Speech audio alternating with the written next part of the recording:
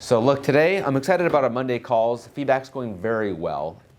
That Sunday to Monday transition time is always hard for us in sales because sales is kind of getting into a rhythm, and we're salespeople, and oftentimes we don't get selling until midweek, and you can't afford to give a day away or 2 days away when it comes to hitting your goals and expectations. So today it's about raising your bar. If we're going to sum up what this is all about and why we're all in this group setting together, it's about raising one another's bars, holding each other accountable. You want to be successful, hang around those who are doing it.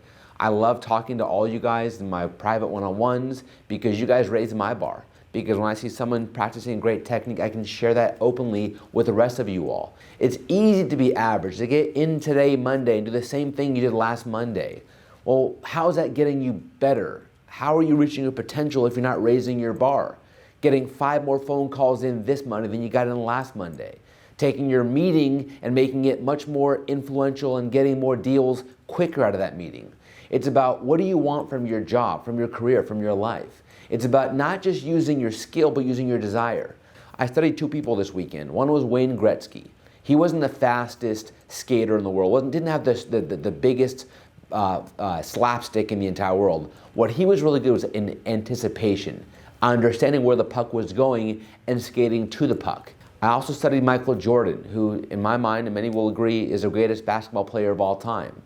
He got cut from his high school basketball team. He was a failure early on, and it wasn't because of his skill. People think that, oh, Jordan didn't get good until he got to be a senior in high school. That wasn't true. He was always talented, but the coach cut him from his high school team because he didn't have the mental fortitude. He wasn't a hard worker. He was a slacker, didn't challenge himself. So that coach challenged Michael Jordan and said, I cut you not because you weren't the best player, but because you were underproducing. You weren't reaching your potential. How many of you guys today are going to the office and going through motions need to be challenged? Well, I'm going to challenge you right now to raise your bar, to make the extra sales phone calls. Rates are great, but great rates don't make for a great career. It's raising your bar and not living in the average, but being better than who you were yesterday.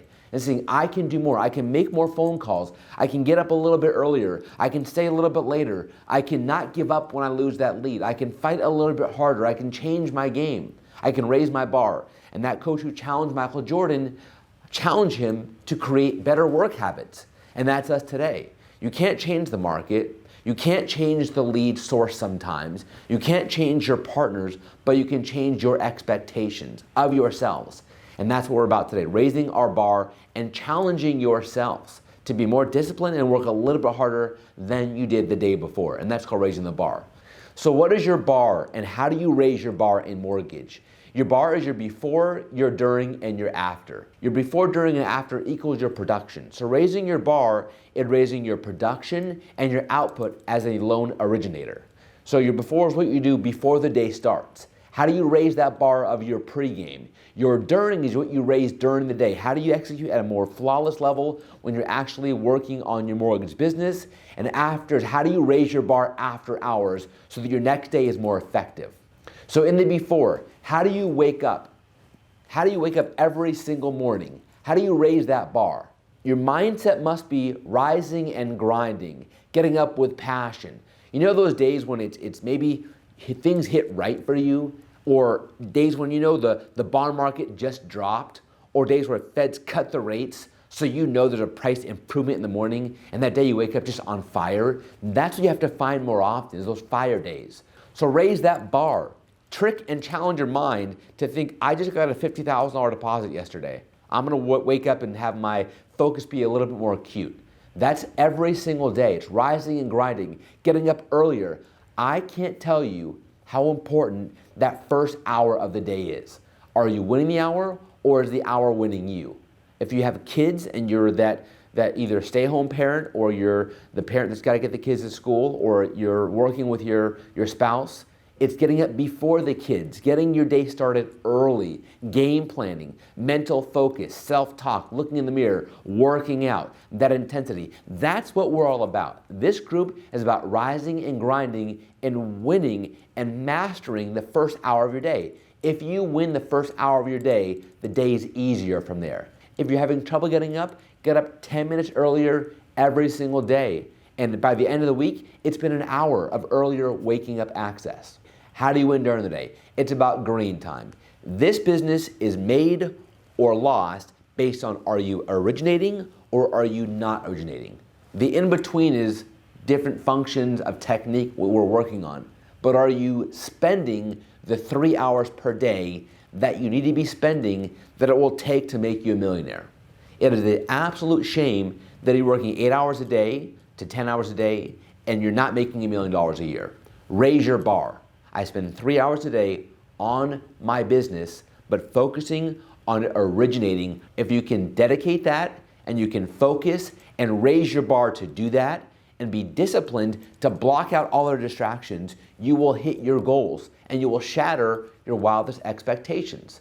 And when you're earning money and you're making money and you're actually making it work, you can help people, you can give more, you can share more. It's not about just the money in your bank account. It's about what you can do when you're more successful in your life. Now, let's talk about the after. The after is what you're doing when nobody is watching you. I call the after hours your lone character. Character is when that person in line drops a $10 bill, what do you put in your pocket or give it back to them? How do you live and breathe efficiency and effectiveness? That's raising your bar. Are you entertaining yourself or are you on social media DMing people for business? Every like's a lead. Are you watching television or are you studying the market? I work my 9 to 5 and my 5 to 9 is where I accelerate through my competition because I'm willing to do what other people won't so I can accomplish what they don't. And that's work after hours. So are you putting in the work before, during, and after hours to effectively raise your bar? I know I am. Leave every single day succeeding. Have a next up attitude. And like Michael Jordan and Nike says, just do it. Michael Jordan was better than everybody else in the NBA because he constantly found that new gear, that new level. He constantly raised his bar. But the best news is, as I close this out, if you raise your bar, everybody else around you will raise theirs. And that's when you'll succeed. That's all I got. Take that to the mat and let's go crush it. Hey, I hope you enjoyed this video. We had a ton of fun shooting it. We've got a lot more content like it coming out, so stay tuned. If you're a loan officer or realtor and want my team to handle your social media, click on the button below.